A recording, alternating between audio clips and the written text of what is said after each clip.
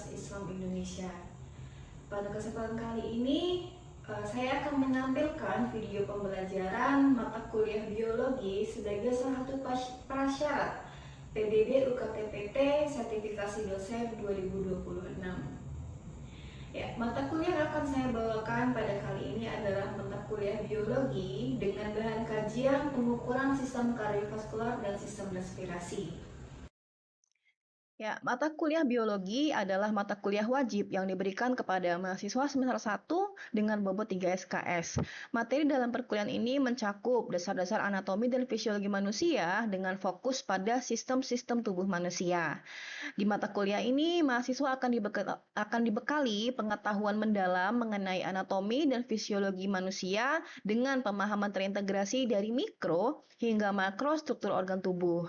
Nah, dengan adanya penguasaan materi biologi ini, maka mahasiswa diharapkan dapat memahami serta menganalisis fungsi biologis untuk meningkatkan produktivitas kerja di lingkungan keteknikan maupun di lingkungan manajemen. Nah, pada mata kuliah biologi, CPL yang dicapai adalah CPL 2, yaitu kemampuan untuk menerapkan pengetahuan matematika, ilmu alam dan atau material, teknologi informasi dan keteknikan untuk memperoleh pemahaman menyeluruh dari prinsip-prinsip keteknik industrian. Ada 2 CPMK di sini. CPMK yang pertama adalah memahami dan menganalisis biologi.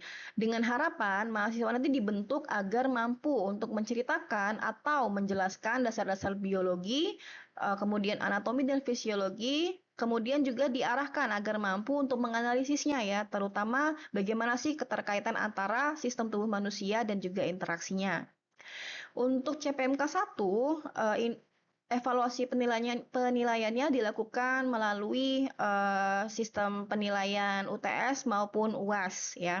Kemudian CPMK yang kedua yaitu memahami penggunaan alat ukur fisiologi kerja. Di sini mahasiswa dibentuk agar mampu ya memahami alat ukur fisiologi kerja sebagai alat ukur produktivitas manusia secara sederhana. Adapun sistem evaluasinya nanti menggunakan tugas atau kuis. Ya, untuk mata kuliah biologi ini sendiri ada beberapa materi pembelajaran. Pada pertemuan pertama diberikan pemaparan ya tentang pengenalan atau introduction to biology dalam konteks anatomi dan fisiologi manusia. Kemudian dijelaskan juga kontrak pembelajarannya, sistem penilaian seperti apa, materinya apa saja, kemudian susunan pertemuan dari pertemuan pertama hingga ujian. Nah, beberapa materi pembelajaran dan bahan kajian yang ada di mata kuliah biologi ini antara lain sistem tubuh manusia secara general, kemudian sistem muskuloskeletal, kemudian alat ukur sistem muskuloskeletal, sistem metabolisme dan pencernaan, sistem kardiovaskular, sistem respirasi, pengukuran pada sistem kardiovaskular dan respirasi, sistem saraf, sistem panca indera, sistem otak, pengukuran pada sistem otak dan saraf, respon tubuh manusia terhadap lingkungan termal, dan yang terakhir adalah ritme sirkadian. Nah, pada kesempatan kali ini, bahan kajian yang ada di video pembelajaran adalah bahan kajian pengukuran pada sistem kardiovaskular dan respirasi.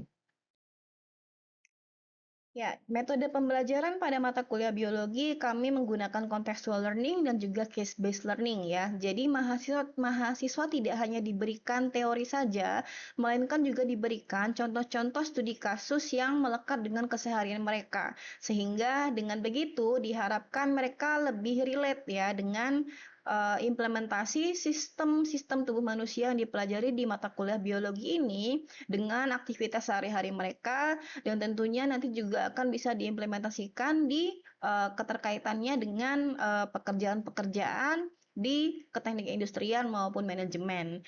Kemudian media pembelajaran pada mata kuliah biologi ini tentu saja kita menggunakan aktivitas tatap muka ya secara langsung di kelas, kemudian juga menggunakan Zoom dan video pembelajaran di Panopto, dan juga kami menggunakan platform Google Classroom untuk sharing materi, sharing tugas, kemudian juga diskusi mengenai ajar mengajar. Ya, demikian pemaparan dari pengenalan apa itu mata kuliah biologi, dan berikut merupakan cuplikan video pembelajaran mata kuliah biologi dengan bahan kajian pengukuran sistem kardiovaskular dan respirasi. Ya, jadi di sini akan ada input dan outputnya apa sih? Data apa sih yang kita perlukan untuk bisa mengukur kardiovaskular dan juga respirasi. Jadi nanti selain saya kasih lihat videonya ya, akan ada demografi operatornya. Jadi kalau misal teman-teman ngambil data itu harus didata tentunya ya, usianya, kemudian sukunya gitu. Kalau nama ngambil data itu sebenarnya tidak terlalu perlu. Yang penting teman-teman udah ngasih kode. Ini orang 1, 2, 3, 4 gitu. Jadi konsisten. Kemudian nanti inputnya juga berupa data kapasitas dan kecepatan udara yang dapat dihirup dan dihembuskan oleh operator. Jadi nanti alatnya itu ditaruh di mulut terus dihembuskan gitu ya. Lalu data saturasi oksigen dari oximeter, dan yang terakhir adalah data tekanan darah. Kemudian nanti outputnya berupa apa sih Bu setelah memakai alatnya tadi? Nanti akan ada, kita harus bisa ya, setelah ada data harus tahu cara bacanya gitu. Jadi analisis hasilnya baik itu dari spirometer, oximeter maupun dari wrist blood pressure. Pernah ngukur kan blood pressure yang kayak omron itu dipakai di lengan? Pernah ya, pernah semua kan? Nah ini juga sebenarnya sama, bedanya dia diukurnya di wrist gitu. Kalau biasanya kan di sini ya, di lengan atas gitu. Oke, kita refresh sedikit aja, jadi nggak banyak sebenarnya materinya, lebih ke pemaparan alat ya. Jadi kardiovaskular, kardio kemarin apa? Jantung. Nah, vaskular di sini lebih ke apa? Nah, peredaran darah, betul. Jadi sistem kardiovaskular itu paduan ya, paduan dari jantung dan juga peredaran darah. Karena keduanya ini akan saling bekerja sama untuk mengedarkan darah ke seluruh tubuh. Fungsinya sendiri dimulai dari, tentu saja ya, kan ingat ya, kardiovaskular sama respirasi saling berkaitan ya. Sebenarnya semua ya, semua sistem. Cuman kalau di darah yang mau diedarkan oleh tubuh kita itu kan dia akan mengangkut oksigen. Oksigennya dari respirasi. Jadi dia menghantarkan oksigen, nutrisi, hormon dan juga sisa metabolisme. Kemudian dengan beredarnya mengalirnya darah tadi, maka tubuh kita juga bisa mengatur ya, panas dingin, kalau ingat termoregulasi ya, jadi penyesuaian gitu. Kemudian pemeliharaan keseimbangan cairan dan juga elektrolit, karena ya semuanya ini disupport oleh sistem kardiovaskular. Komponennya saya rasa nggak perlu ini ya lebih detail, karena saya yakin teman-teman masih ingat namanya sistem jantung, otomatis akan ada organ jantung. Kemudian karena dia mengedarkan darah, otomatis akan ada organ pembuluh darah dan juga darah itu sendiri gitu ya. Nah, tadi sedikit kita refresh kardiovaskular, sekarang kita senggol sedikit tentang sistem respirasi. Respirasi apa? Pernapasan ya. Jadi kemarin sempat ada yang lupa-lupa ya pas ujian gitu. Mungkin kalau ditanyanya pernapasan lebih inget gitu ya. Nah, sistem respirasi adalah namanya pernapasan ya, berarti ada terjadi pertukaran gas. Kemudian oksigennya berdifusi ke dalam darah dan pada saat yang sama karbon dioksida dikeluarkan. Ya, saya rasa teman-teman sudah paham ya konsep yang masuk oksigen, yang keluar karbon dioksida gitu. Nah, jadi organ-organnya kemarin sudah kita pelajari ya. Ada apa aja? Organnya yang utama yang kelihatan di gambar paru-paru, jelas ya, pernapasan pasti pakai paru-paru. Kalau tadi kan kardiovaskular ada jantung, pembuluh darah, ada darah. Nah, kalau di pernapasan paru-paru, trakea, kemudian apa yang percabangan ini masih ingat? Bronkus, terus yang di ujung alveolus. Oke, masih ingat ya. Nah, masuk ke alat pengukuran, kita mulai dari ini dulu ya, kardiovaskular sama respirasi. Ini contohnya mirip banget kan kayak yang omron itu kan, yang biasa dipakai di lengan atas ya. Tapi ini dipakainya di wrist dan taruhnya di wrist ya, di depan, bukan di belakang tangan gitu. Jadi dia sama fungsinya, merupakan alat pengukur tekanan darah. Jadi nanti akan kelihatan sistolik dan juga diastoliknya. Kemudian, nah, jadi nanti dipasangnya ini si layarnya menengadah ya. Jadi tangan kita seperti ini posisinya. Kemudian nanti, nah posisi tangan itu harus gimana ya? 45 derajat lah gitu. Jadi dia jangan ditaruh di meja. Jangan terlalu pas. Jadi just enough sekitar segini gitu. Karena dia nanti mau membaca ini inflasi sama deflasi ya, somehow terbaca gitu dari blood pressure kita. Kemudian nanti semuanya akan terrekod oleh si toolsnya ini dan akan keluar hasilnya gitu. Nah ini coba saya play, ntar ya. Nah ini dia. Oke. The wrist blood pressure monitor by Paramed is a compact and comfortable device for health monitoring and it is possible to measure blood pressure and heart rate by Bisa bahasa Inggris? single button. Slightly mungkin. Measuring. Oke. If you have recently drank tea or coffee, exercised, or had a warm bath, wait 30 minutes before measuring Oke, jadi sebelum kita mau mengukur ya, kita harus memastikan from your wrist. kalau bisa nih jangan habis minum teh dan kopi karena ternyata ngaruh gitu. Harus nunggu sekitar 30 menit. Kemudian semua perhiasan, jam tangan dan lain-lain harus dilepas dulu. Reliable result. Before you start, sit comfortably at a table. Nah, ini kurang lebih seperti ini ya pemakaiannya. Alatnya ada ya di lab DSKE. Misal sewaktu teman-teman mau coba bisa. Up to the left wrist, Oke. approximately half an inch below the palm. Affix it firmly using a sticky clasp. Place your elbow on the table and position your arm Nah, posisinya harus seperti ini. level with your heart. Jadi agak naik ya, sekitar 45 derajat. You will see the top and bottom blood pressures on the screen, as well as heartbeat per minute. On the left, we'll see the scale by the World Health Organization. Ya, ditunggu beberapa detik. Nah, kemudian nanti dia akan ngerekam pergerakan aliran darahnya, baru kemudian nanti bisa terlihat hasilnya. Nah, Press MEM once. gitu. Use set and MEM buttons to move forward and back. Ini tutorial ya, tutorial penggunaan wrist blood pressure. Button for more than 5 seconds will erase all the previous measurements from the device's memory. How to change the date and time in the settings of the blood pressure. Oke, ini sudah mulai masuk ke detail penggunaan alat ya, jadi saya cukupkan dulu. Screen shows a flat Tapi terbayang ya untuk cara penggunaannya. Kalau ini masih simpel ya, karena cukup dipasang, kemudian diletakkan yang benar, kemudian ditekan on atau off-nya. Nah, jadi nanti kan ada keluar angka ya. Angka itu maksudnya gimana sih? Nah, nanti di sini ada yang pernah dibilang darah rendah.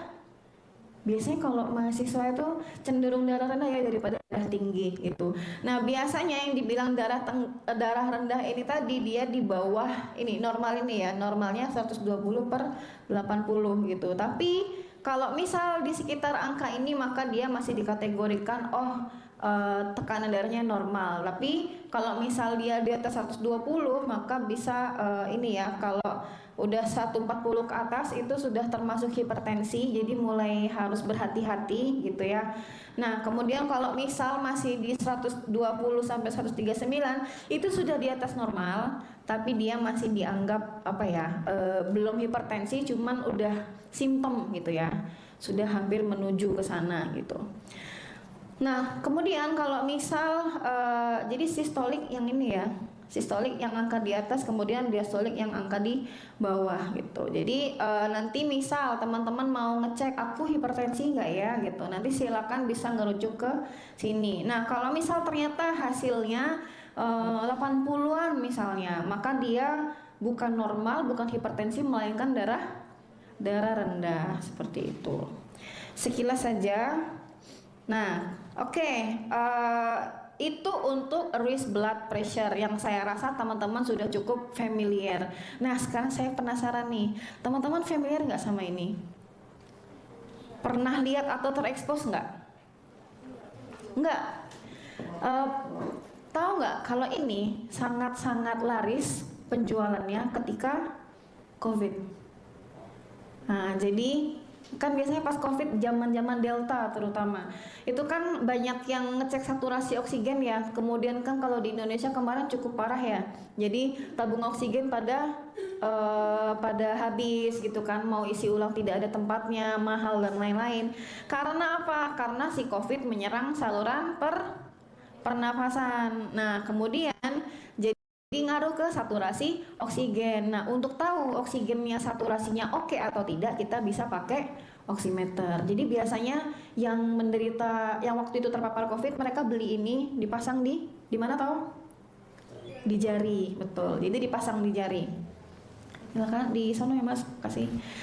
Ya, jadi, nah oximeter di sini adalah alat yang tepat dalam memberikan data objektif ya. Namanya objektif berarti kan dia dari berdasarkan data dan berdasarkan apa yang terdeteksi gitu. Nah, apa yang dideteksi? Jadi di sini ada angka persentase O2-nya, yaitu saturasinya, ya. Nah, berdasarkan kadar oksigennya. Jadi dia mengukur saturasi oksigen karena yang diukur adalah si kadar oksigennya. Nah, jadi ternyata cara kerja oximeter itu mereka membutuhkan cahaya ya. Dia memancarkan cahaya, kemudian cahayanya diserap, lalu dideteksi, dan kemudian baru mereka akan mencoba untuk menghitung saturasi oksigennya. Nah, jadi mungkin akan ada batasan-batasan ya, seperti apa sih pengukuran yang akurat kalau kita mau pakai oximeter. Nah, sebenarnya kurang lebih sama kayak yang raised blood pressure tadi. Jadi angkanya nanti keluar. Kalau tadi yang diukurkan tekanan darah ya, kalau ini adalah saturasi oksigen. Nah, kemudian kita harus tahu angka-angka yang ditunjukkan itu artinya apa. Nah, ini kita tonton dulu sekilas ya, cara pakainya gimana. Alat untuk mengukur kadar, Kalau ini bahasa Indonesia ya, jadi aman. yaitu kadar oksigen yang berikatan dengan hemoglobin di darah kita. Nah, jadi oximeter ini memiliki dua fungsi. Selain mengukur saturasi, dia juga mengukur denyut nadi kita. Yuk kita bahas cara menggunakan alat oximeter yang benar.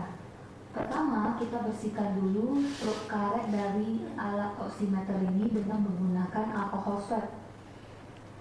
Jadi ada karet di bagian atas dan bawah penjepit jari. Lalu kita bersihkan juga jari, akan kita periksa. Ini ya yang sering di skip ya, jadi bersihkan jarinya dulu biar nggak ada partikel-partikel yang menghalangi sensornya. Nah, posisi jari yang benar itu adalah kuku berada di bagian atas. Kita jepit di jari yang sesuai, tidak terlalu longgar dan tidak terlalu ketat. Lalu kita buka kembali. Kita tunggu beberapa detik. Ini adalah oximeter sedang mendeteksi nadi dan saturasi kita. Sama ya, ditunggu dulu Ada tulisan beberapa detik. 97,96% beats per menit, artinya denyut nadi per menit 79 kali per menit. Lalu sudah terbaca, kita boleh lepas jari kita. Nanti alat oximeter akan tertutup secara otomatis. Oke. Nah, ini sedikit ada materi ada yang masih tahu. Normal 95 sampai 100%. Karena dia 98 berarti normal. Sesuai yang dituliskan ini berdasarkan WHO ya. Boleh kita amati dulu ini ya, bentar. Oke, ke pause ternyata. Oke, nah jadi di sini yang sebelah kiri ini adalah saturasinya. Ya, kalau misal keluar angka 95 sampai 100 maka masih dikategorikan aman. Nah, even kalau angkanya di angka 90-an kan kayaknya masih gede ya. Masih 90% ya masih bagus lah gitu. Ternyata tidak. Jadi yang normal itu 95 sampai 100. Nah, kemudian ini saturasinya yang sebelah kanan tadi adalah denyut nadi ya. Jadi berapa kali dia berdenyut. Itu satuannya beat per minute. Berarti dalam 1 menit berapa kali dia berdenyut. Kita bisa mengukur manual dengan cara ya biasa ya. Mana? Sorry. Nah, kayak gini. Jadi ini cara manualnya seperti ini. Jadi ditunggu sekitar 10 detik, dia ada berapa kali berdetak, kemudian baru dimasukkan ke rumus. Ada rumusnya ya. Nah, tapi kalau udah ada oximeter, maka teman-teman cukup dipasang. Kemudian alatnya yang akan mengukurkan ya, berapa kali dia berdetik dalam 1 menit. Nah, ini ternyata terdeteksi sekitar 76. Nah, ini beda-beda ya. Kalau misal,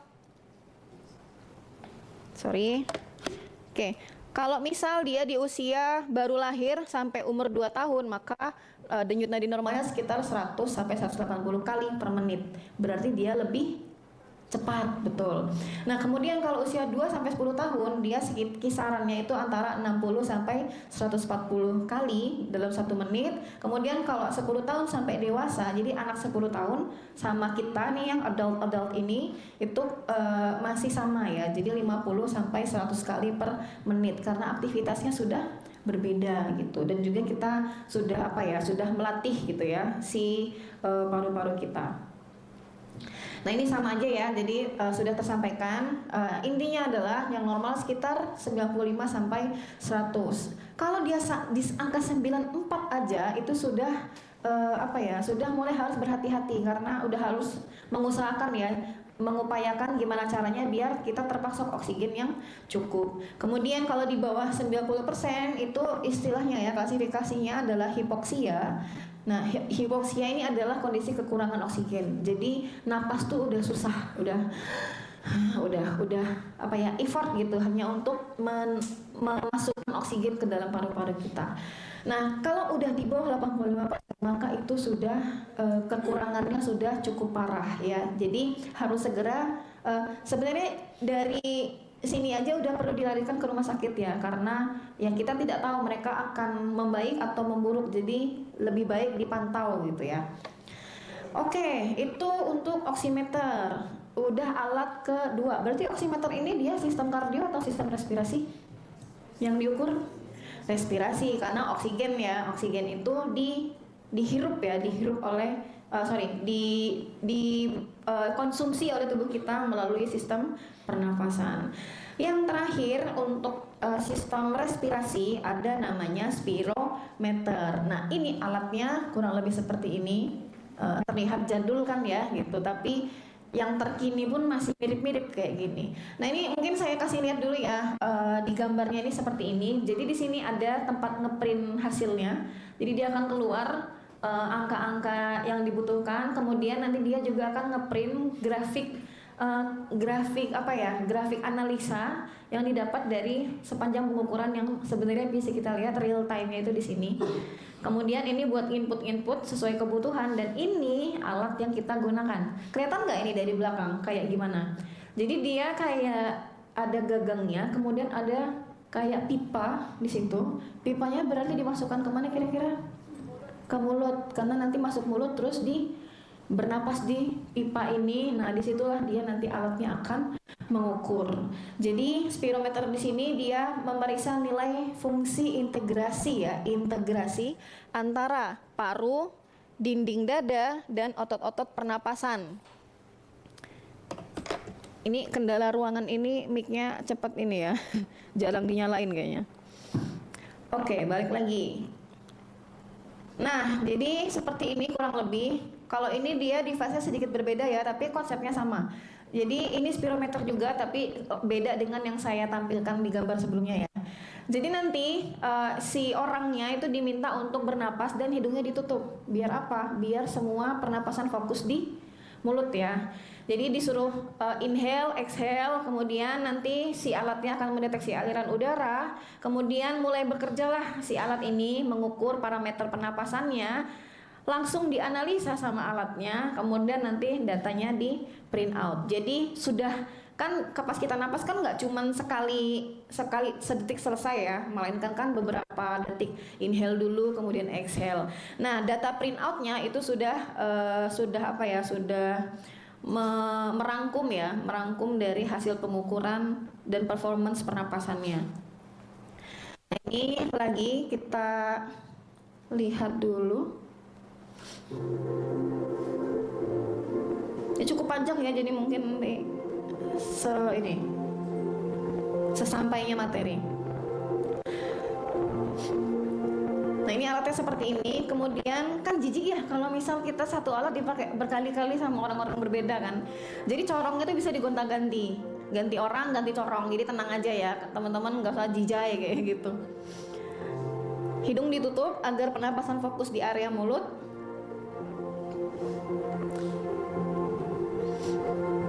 Nah, siapa-siapa saja yang punya sakit asma, yang punya sakit paru, untuk ngecek ya performance paru-parunya per sekarang itu seperti apa. Nah, sepanjang dia bernapas nanti datanya akan kelihatan di tadi ya, di layar displaynya. Kemudian hasil pengukurannya akan keluar dalam bentuk printout. Nah, terus bacanya gimana? Nah, nanti kalau misal kita ke klinik-klinik maka sudah ada profesional ya yang akan membantu menyimpulkan nanti hasilnya apa. Nanti akan saya kasih lihat juga ya hasilnya. Begitu, singkat ya kalau ini. Begitu kurang lebih cara pakainya. Nah, nanti kan akan ada banyak sekali angka-angka sama ada grafiknya.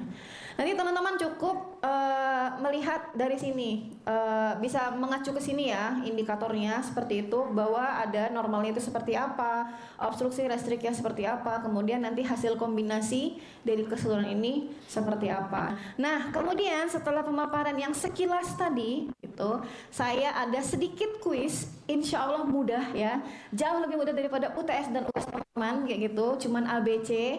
Kalau misal tadi paying attention ke pemaparan materinya, maka insya Allah bisa full score. Oke, jadi silahkan diisi ya, ini nanti akan jadi nilai kuis teman-teman. Kemudian silakan diisi nama dan NIM-nya, lalu diisi 10 pertanyaan pilihan ganda. Oke, saya tunggu mungkin ya saya akan pantau ya, mungkin per 5 menit saya cek apakah sudah selesai. Karena memang simple ya, menurut saya pertanyaannya simple. Gitu. Monggo silakan. Aman? Bisa kebaca?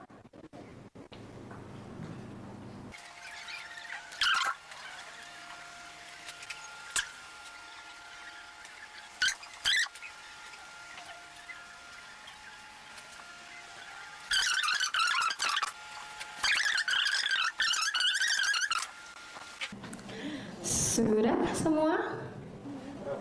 Oke, sambil di ini ya, di submit semua, wajib submit. Nanti presensi saya ambil di situ ya, dari menjawab kuisnya. Jadi kali ini nggak akan saya panggil satu persatu seperti biasa. Nanti saya cek dari submission kuisnya gitu. Oke, jangan terlalu pressure ya, karena aduh ibu nggak bilang mau ada kuis gitu. Karena ini memang sedikit refresh materi dan tadi sudah banyak disampaikan ulang di materi hari ini. Sampai sini ada yang mau ditanyakan dulu? Terkait alat-alat tadi, aman semua? Saya sudahi dulu untuk materinya, bahwa kesimpulannya masih sama nih, bahwa semua sistem itu pada dasarnya saling berkaitan, saling mendukung gitu ya. Jadi nggak bisa satu sistem berdiri sendiri-sendiri. Semuanya itu mendukung sistem tubuh manusia untuk apa? Mendukung produktivitas manusia. Kemudian beberapa referensi yang teman-teman bisa acu, salah 1, 2, 3, 4, 5, 6, salah 6-nya ada di sini ya. Nanti kalau misal ada materi yang dirasa nggak dimengerti dari PPT yang saya kasih, maka teman-teman bisa ngerujuk ke beberapa referensi di sini. Sekali lagi, tidak ada pertanyaan terkait materinya? Aman? Aman ya? Oke, nanti jangan lupa tadi ada device-nya apa aja, alat ukurnya, coba diingat-ingat gitu ya. Nanti ini juga akan saya share materinya untuk teman-teman. Oke, untuk sesi ini saya akhiri dulu ya. Terima kasih semuanya. Wassalamualaikum warahmatullahi wabarakatuh. Ya, sekian dan terima kasih sudah menyimak video pembelajaran yang saya sampaikan sebagai salah satu pemenuhan prasyarat dari PDD UKT-PT sertifikasi dosen tahun 2026. Semoga bermanfaat dan terima kasih. Wassalamualaikum warahmatullahi wabarakatuh.